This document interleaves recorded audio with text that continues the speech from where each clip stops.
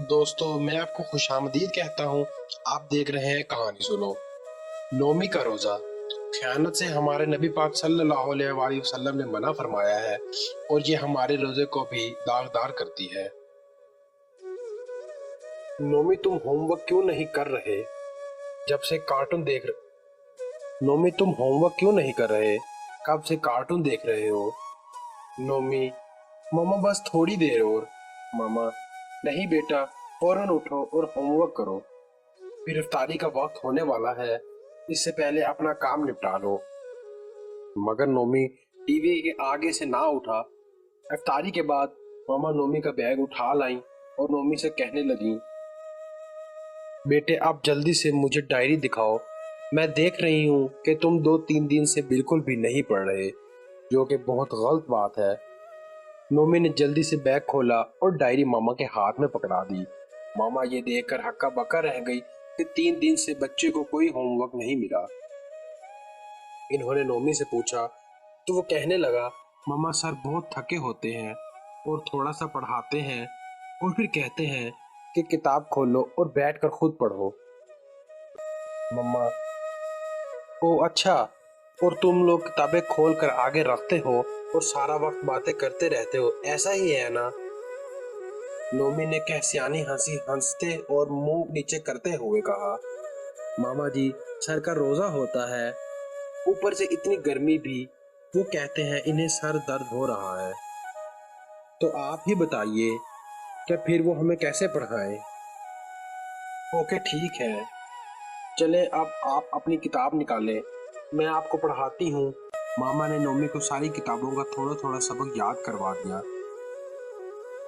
रात जब वो अपनी जिम्मेदारियों से फारिग हुई तो इन्होंने नोमी के अब्बा को सारी सूरत हाल बताई। तो वो भी परेशान हुए कि रोजा रख कर ऐसे कैसे किया जा सकता है, बच्चों के इम्तिहान भी सर पे हैं। बहरहाल इन्होंने नोमी की मम्मा को तसल्ली देते हुए कहा कि परेशान ना हो, मैं सुबह ही इसका हल करता हूँ। अगले दिन माह रमजान का अकीदतों भरा जुमे का दिन था। सब लोग नमाज जनाजा के लिए मस्जिद में जमा थे। इमाम साहब खुतबे के लिए खड़े हुए तो कहने लगे, सुनो मेरे दोस्तों, मेरे भाइयों, रोजे सारा दिन भूख प्यास काटने का नाम नहीं। रोजा एक बहुत बड़ी जिम्मेदारी है और जिस पर रोजा फर्ज है वही रखे। जो बीमार है, कमजोर है, वो दिन में मौजूद सहूलत से फायदा उठाए। और रोजे का मतलब ये भी नहीं कि हम रोजा तो रखें, मगर जिन कामों की जिम्मेदारी हमने ली है और इसके बदले हम अजरत भी लेते हैं, मगर हम रोजा रख कर वो जिम्मेदारी अदा नहीं करें और अजरत लेते रहें, तो ये खयानत है। खयानत से हमारे नबी पाक सल्लल्लाहु अलैहि वसल्लम ने मना फरमाया है और ये हमारे रोजे को भी दागदार करती है। नोमी भी अपने अब्बा के साथ नमाजियों की पहली सफ में बैठा था।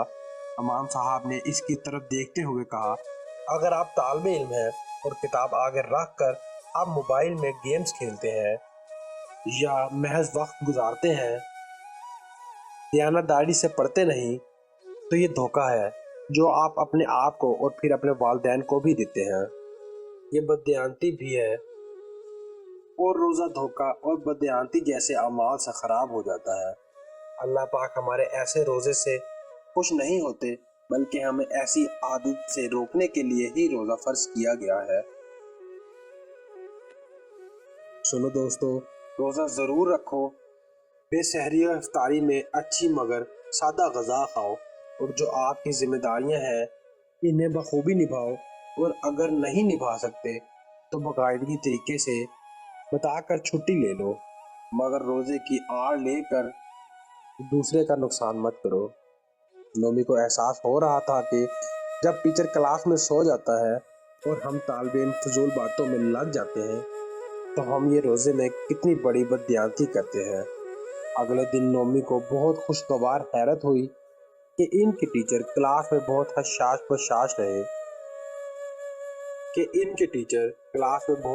बशाश रहे थे। इन्होंने सारे पीरियड्स बड़ी दिलचस्पी से समझाए और बच्चों ने भी खूब खुशगवारी से पढ़ा। नोमी को भी अब रोजे का असल मफहूम समझ आ गया था और इसने रोजे में हर काम को दयानतदारी से करना शुरू कर दिया था। तो दोस्तों, आपको आज की वीडियो कैसी लगी कमेंट करके जरूर बताएं। मिलते हैं नेक्स्ट वीडियो में, तब तक के लिए अल्लाह हाफिज।